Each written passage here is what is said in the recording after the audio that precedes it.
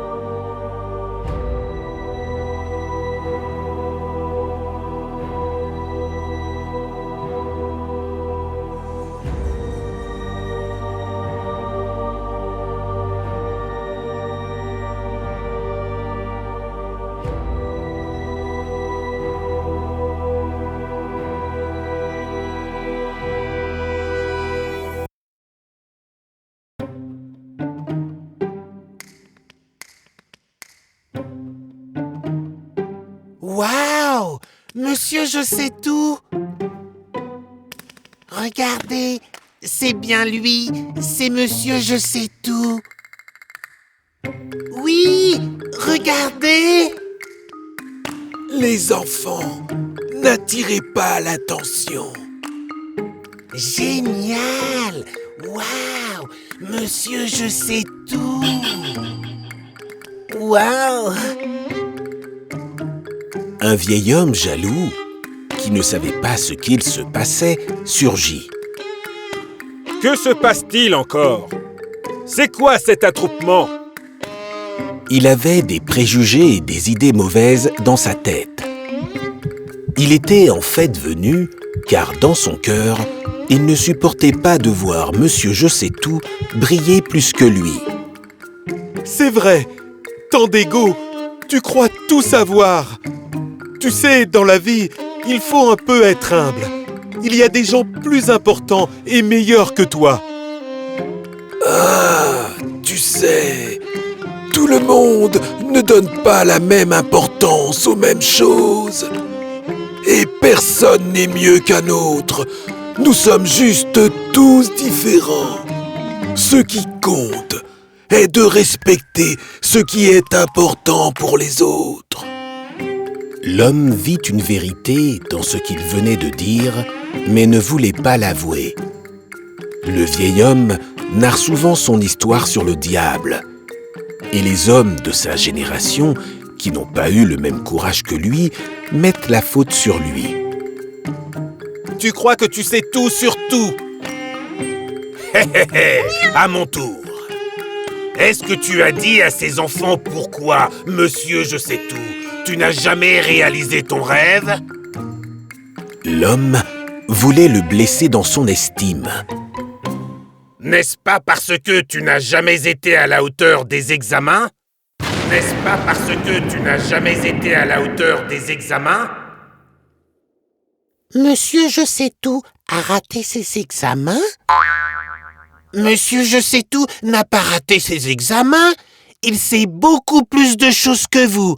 Lui, ça vient du cœur. Non, petit, dit-il en regardant le sol. Ils ont raison. Je n'ai jamais su aller au bout de mes rêves, car j'ai toujours pensé que je n'avais pas le niveau. J'étais jeune et rêveur, mais je l'étais trop pour notre société. Ils n'ont jamais voulu de moi dans leurs écoles. Monsieur, vous êtes trop différent, nous sommes désolés. Et aussi, ne pensez pas tout savoir. Depuis ce jour, certains m'appellent par ce maudit nom. Il releva les yeux. Ce n'est pas un compliment. Il refuse de croire que lorsque j'étais jeune, mal et délaissé, j'eus le courage d'aller au fond de la grotte du diable. C'est moi, le jeune homme, qui ai rapporté le texte aux lettres rouges. Un des secrets du diable. Waouh! C'était donc vrai? Vous êtes le jeune homme qu'on surnommait celui en qui on ne croyait pas mais qui arriva. Ils essayent de me faire une mauvaise réputation en rappelant que je n'ai pas fait de grandes études.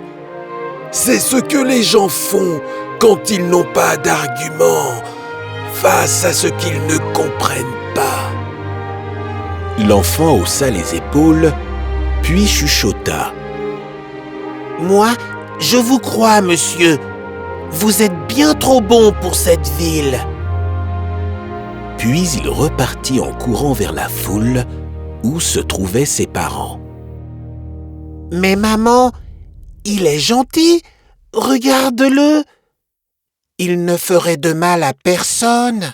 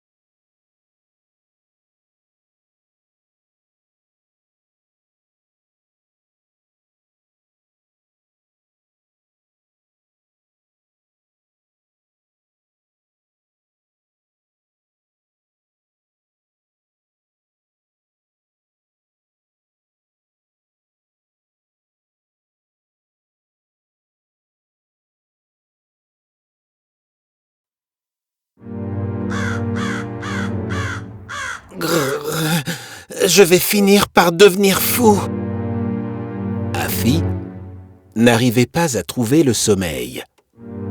Il repensait au diable. Dans ton cœur. Mais que voulait-il dire? Si je le répète, que vont dire les gens?